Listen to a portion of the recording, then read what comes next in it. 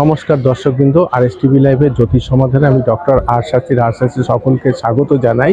আজ থেকে শুরু হয়েছে উৎসবের মরশুম, অর্থাৎ আজ সকালবেলা মহালয়ার তিথি শুরুর সঙ্গে সঙ্গে পিতৃপক্ষ ছেড়ে মাতৃপক্ষে আমরা পদার্পণ করেছি।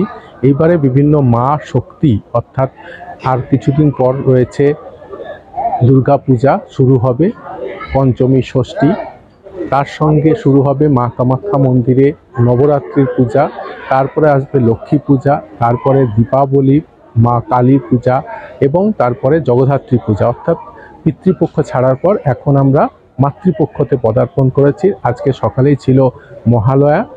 আজকের এই মহালয়ার পূর্ণ তিথিতে এবং মহালয়ার প্রাক্কালে আমার পক্ষ থেকে, আমার চ্যানেলের পক্ষ থেকে আমার সকল দর্শকবৃন্দকে প্রীতি শুভেচ্ছা, আন্তরিক অভিনন্দন। উৎসবের মৌসুম শুরু হয়েছে, সকাল খুব আনন্দ করুন, ভালো থাকুন। নমস্কার, ধন্যবাদ। নমস্কার, শুভ মহালয়া।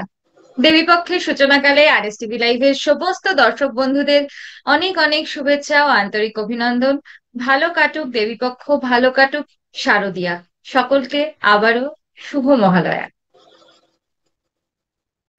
আপনারা দেখছেন আরএস টিভি লাইভে জ্যোতিষ সমাধান অনুষ্ঠান।